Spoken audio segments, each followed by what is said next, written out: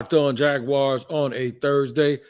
Today, I'm going to tell you why Doug Pederson having more of a say in who comes and who goes in both free agency and the draft will not only alleviate concerns the fans might have, but just might actually be the thing that's best for the Jacksonville Jaguars this offseason. We'll do it here on a Thursday on Locked On Jaguars in just a second. You are Locked On Jags, your daily Jacksonville Jaguars podcast. Part of the Locked On Podcast Network. Your team every day.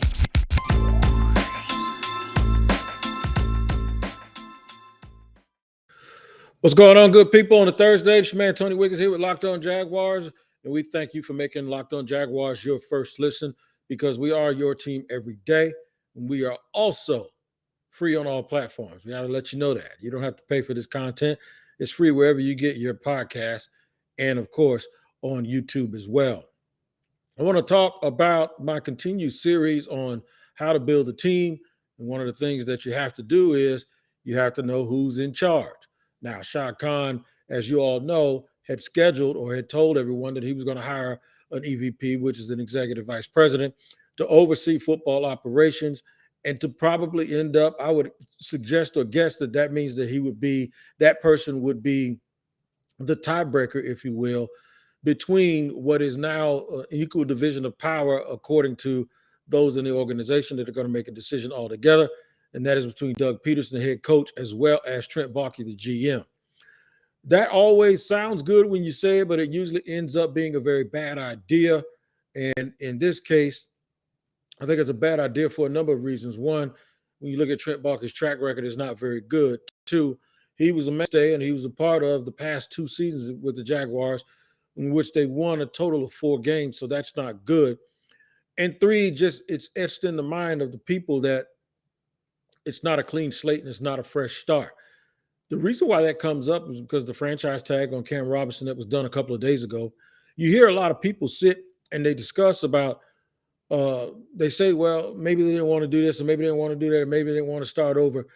You know, I've heard this thing for 2 years. Last year I heard, well, you don't want a rookie left tackle when I suggested that the Jaguars select Sam Cosmi in the second round. You don't want a rookie left tackle or a rookie right tackle with a rookie quarterback. Now, in Trevor's second year, there are folks saying you don't want a rookie left tackle while Trevor's trying to develop.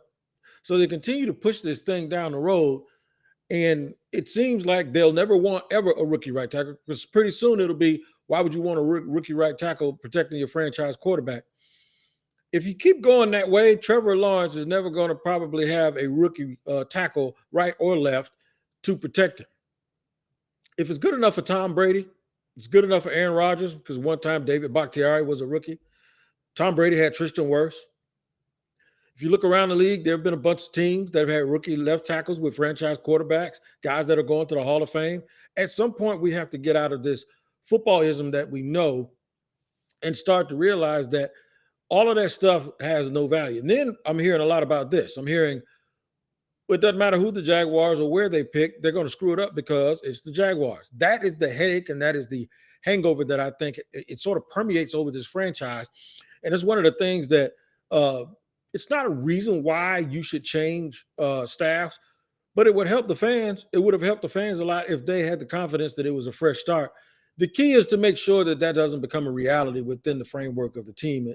And I think one of the ways you do that is you may have a clear and concise knowledge of who's in charge. The bottom line is we can try to agree, but at the end of the day, if Doug Pederson has 50.5% and that last 5% or that last 0.5% is a proxy, then I think that's the way that should go. Now, Shad Khan didn't hire that executive vice president. The reason he gave it, and whether you want to believe it or not, is because he says that he's watched Doug Pederson over the last 3 weeks. By the way, this made no sense to me, by the way. He said he's watched Doug Pederson over the first 3 weeks of his administration, and he's confident that Doug Pederson has instilled this. I'm paraphrasing, but he's confident that he's instilled kind of discipline in the program that is positive in the building, and need to move forward and all of this stuff. That's what he's supposed to do. I would hope that he didn't come in the first 3 weeks and have a negative impact on the football team and the people in the building, because that would be disastrous. The other thing is this is why you hire an EVP first. If your intention was to hire an EVP, you don't hire an MVP after you hire the head coach because you don't want him to come in and be disruptive. I'll agree with that. But in this case, Shad said he didn't want him to come in, or whoever it was to come in and be disruptive with all the good that has gone on, as if you didn't expect good to go on when you decided to go this route. So it's a little bit confusing. But in any event, I think I've kind of ironed out the reasons why I think Doug Pederson should have a more say in free agency. He should have more say in the draft. You can have somebody else running the scouting department, but I think in free agency. And the other thing is this: there's this aura, or if you will, there's just this thinking that in some way Trent Baalke is going to be a negative because of players, former players, and former agents or current agents, that they just don't get along with him. It'll be hard to deal with. Whether that's true or not, right, wrong, or indifferent, it's still something that you need to think about. And I think Doug Pederson, in these young kids' mind that's in the NFL, because I'm going to be honest with you, most of the players playing now don't give a damn what happened in 2016 or 13 or 14 or 15 when Trent Baalke was the GM of San Francisco. They just don't. A lot of these guys were in middle school or high school. They don't care. The agents have been around for a while. And what they do care is the fact that about 3 years ago, they saw Doug Pederson hosting up the Lombardi Trophy after beating Belichick and Brady in the Super Bowl. That's what they do know. And there are a lot of players who still play who might be interested in coming to be Jacksonville Jaguars if Doug Pederson is able to get his off. Now, last year at this time, I kind of balked at the coaches having so much influence when Urban Meyer was in charge, and that's because he had never been an NFL coach, which, by the way, I did not hold against him in that process. The fact that he'd never been an NFL coach, I had to pat my hair down real quick. But what I will say is this: if he was totally just dependent on his past relationships from college, it doesn't work like that, because and that's what Urban did. These guys are pros now. So Doug Pederson knows these guys. He knows the guys that he coached. He knows the guys that his staff has coached, and more importantly, even the guys he coached against. They know him and he knows them. And I think that goes a long way in terms of trying to get free agents to come to Jacksonville. We're going to continue our series. I'm going to tell you a different set of free agents today on day 3 than I did in day 1 and day 2. I'm not going to backtrack too much because I'm going to give you guys a chance to go back and look at those episodes. The only difference is after day 1, the franchise tag went on Cam Robinson on day 2. So it sort of altered and changed my thinking a little bit in terms of the draft. So today I'm going to give a smaller group of free agents, but with higher ratings. And then we're going to look at the draft and see how we supplement it. And then we'll put it all together in segment 3 to see how it turns out. All right. So we're going to hit it here in just a second on Locked On Jaguars after I tell you about this.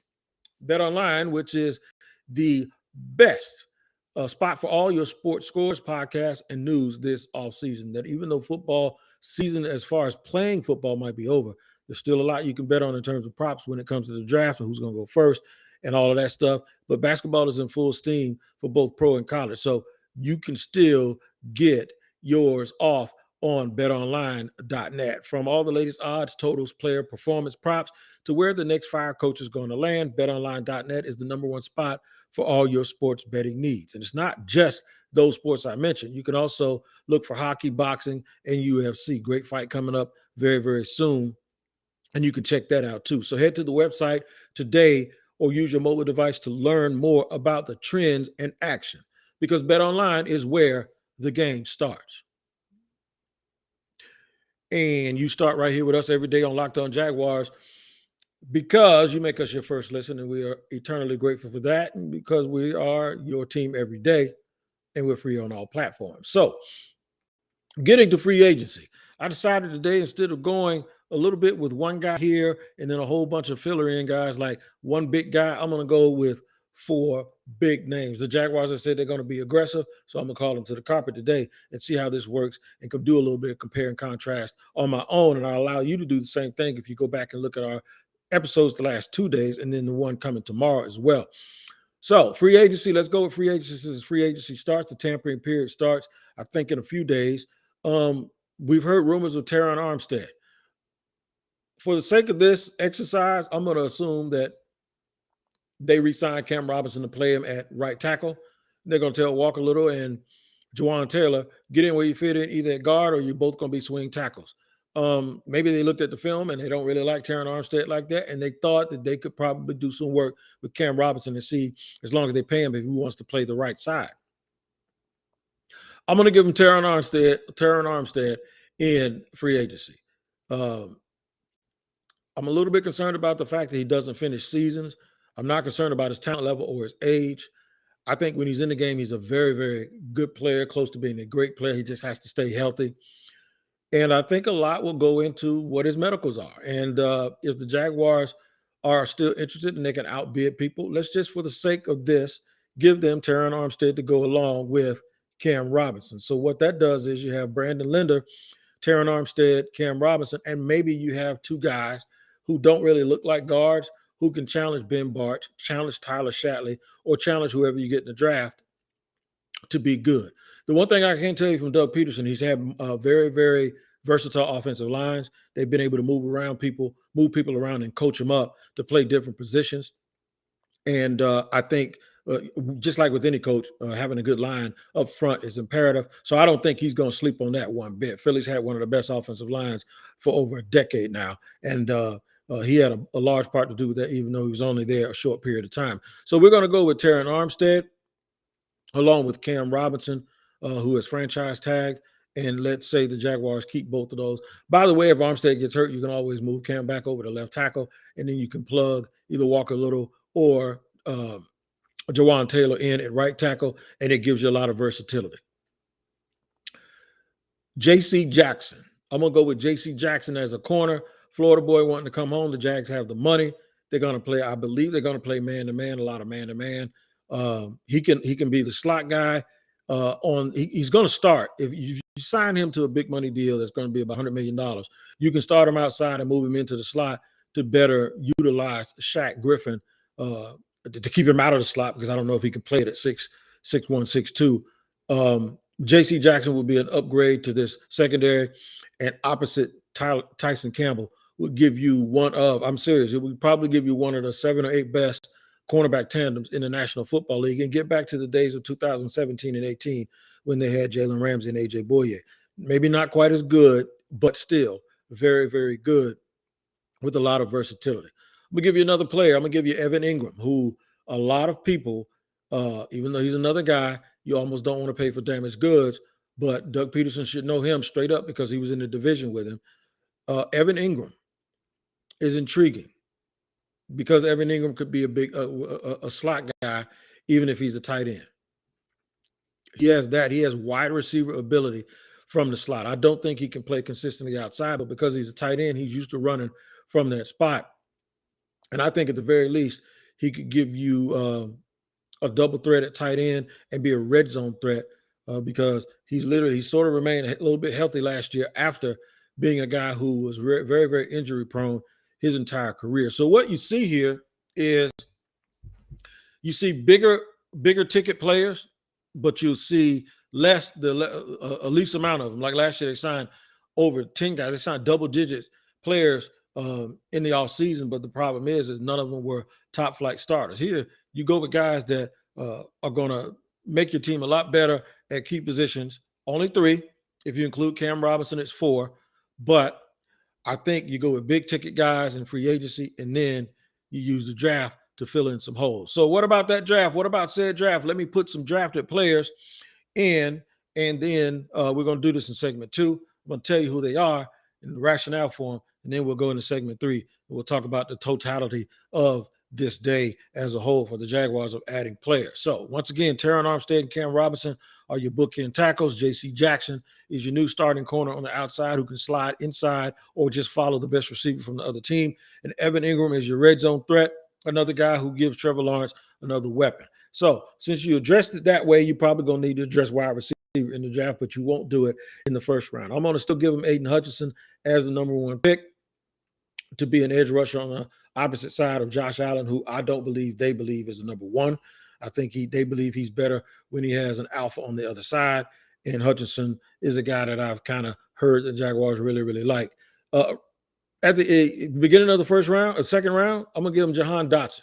a kid that plays outside, even though he's only 5'11 and 185 pounds, former track star, really, really attacks the ball. I'd say T.Y. Hilton with the ability to attack the ball like Randall Cobb. That's who I kind of put him. It's like those two guys had a baby, if they were possible. And I put Jahan Dotson out there with Evan Ingram, with Marvin Jones Sr., and keep Laquan Treadwell, and of course keep Laviska Shenault. So you had size with Ingram, you had added red zone with Ingram. You've also added a deep threat and a guy who can eat the route tree up in Jahan Dotson. With the first pick of the third round, let me go with Jamari Sawyer. Jamari Sawyer is a guy who's played all over the offensive line for the University of Georgia, along with Kenyon Green, one of the two most versatile guys in the draft. Sawyer, I saw him. They list him at 6'4". He looks like he's about 6'2.5", 6'3", but he's every bit of 325, 330 pounds, and he played with SEC competition, and he's done a lot of versatile stuff. I expect if they get him, he come in and compete immediately at left guard and be a big, strong guy in the middle of that defense who can really, really pass protect and run block for the Jaguars. And they do that to go along with Terron Armstead and keeping Cam Robinson. This thing starts to turn into some beauty now along that offensive line. And you have guys who were playing a lot of minutes last year. Now they're swing guys and they're guys that are backups, and that's how you elevate the floor of the room. Let me get to the other two picks. We have another third-round pick. I'm going to say that's Chad Muma. At some point, you do have to add a fast, quick linebacker. Mike Caldwell is a former linebacker, and that was the starring unit when he was with the Tampa Bay Buccaneers. So at the end of the day, man, you're going to have to address that spot, and no better than address it with a guy who has the range and the speed and the know-how and the IQ to go along with Miles Jack to play linebacker. Finally, at the top of the fourth round, because this is as far as I go in this mock, I'm going to give him some power at running back and say Isaiah Spiller falls to the top of the fourth round. And if he does not fall, I'll give you a little hint. Dameon Pierce will be right there. So you'll have a guy who can run for power, and you don't have to spend a lot of money for him because both of your running backs are coming back from injuries. All right, so what we're going to do is pause for the calls real fast, and I'm going to come back and tie us all together and tell you how this team works with the Jaguars who are remaining on the roster. And we'll do that in the third and final segment here on a Thursday on Locked On Jaguars. All right, back here. Not back because we ain't gone anywhere, but we're going to talk about the Jaguars, talk about the additions that we have had here on our third day of building the team. I think if this goes this way, this has the big imprint that I've talked about with Doug Pederson. I think Doug would probably have a hand in convincing these players and convincing Trent Baalke, look, we'll go a little smaller in the numbers on free agents, but let's just get big-time players. We need guys that are at the top 10 of their position in the NFL on this football team. If we don't do that, we can never elevate. You know, this isn't like some other sports where you can kumbaya and you know, be a Cinderella team in the NCAA tournament. It doesn't work like that. You win in football with bodies who are the top guys at their respective positions, and you win in the NFL with those guys actually playing in critical spots. So what we'd have is we have a young up-and-coming quarterback in Trevor Lawrence. We'd have a seasoned left tackle in Terron Armstead, a young and solid player in Cam Robinson, since they're going to keep him. And I did this just for the exercise today. You have J.C. Jackson, who is a top 6, top 7 corner in the league. So now you're starting to infiltrate those lists that have those guys on it. And then you have Evan Ingram, who for what he does might be one of the 10 best players in the league for what he does, which is red zone, which is run seam routes, especially if he's going to be a little healthier than he's been in the past. In the draft, you pick the best player. You pick the guy that you think is the best player. I don't think he's the best player, but I think they might think he's the best player. So you go with Aiden Hutchinson, and he does give you something that you need. He gives you some length.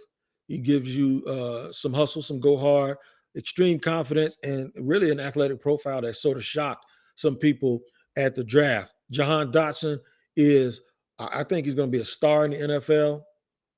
He has a lot of the stuff that a lot of the 5'11" or 5'10" wide receivers has. The thing is, his size isn't a detriment because he really attacks the ball. He was a high jumper, in high school. The kid just goes up and gets the ball. He snatches it out of it. It has some of the best hands in the draft. And I think that bodes well. And then he can get in and out of quick spaces and he can get open. So you put him on the field along with the other guys, Evan Ingram, if you sign him in free agency, along with the experience of the other players. And then you can always look late after the draft into that B and C class of wide receivers to see if you can find something that's already proven. Jamari Sawyer continues to add depth along the offensive line in the interior. Chad Muma gives you the linebacker who can run side to side, who can really, really fly, and it makes you really, really fast at both your linebacker positions when you combine him with Myles Jack. And he's also a really, really good leader, so Myles doesn't have to worry about wearing the dot on his head. And last but not least, a power back and Isaiah Spiller, both running backs coming off of very, very tough injuries to overcome. And Spiller gives you something a little bit different than they do. He gives you power. He gives you the ability to catch the ball, and he's pretty good in pass protection. So an all-around back, and you don't use any more than an early fourth-round pick on him. You guys make sure you tune into the Locked On NFL podcast, which is on our Locked On NFL network. It's here on YouTube. It's wherever you get your podcast. I'm on Wednesday with James Rapine in Cincinnati of Locked On Bengals. And every single day, there's a pair or a single person from the Locked On Podcast Network that has a different perspective, but we wrap it all in the same package, and we give it to you every single day. Make that your second listen. Also, check out Locked On NFL Draft with my man, Ryan Tracy, and my homie, Eric Crocker, a former NFL cornerback, along with Ryan Tracy, who is an analytic wizard, and they break it down and give it to you like no other. Make sure you subscribe to both of those podcasts and tune in to tomorrow's show as I go over my last installment and my last day of fixing the team. I'm going to give you a fourth, another different group of free agents and coaches. After I also tell you, I'm going to give you a little bit of a hint. I think the Jaguars need to not settle. How about that? Don't settle for anything. And I think some of the fans have been so used to settling and making something out of nothing that I think they're doing it in a place where they don't have to. So we'll discuss that tomorrow here on Locked On Jaguars. You guys make sure you do what I always say. Please take care of each other. Until next time,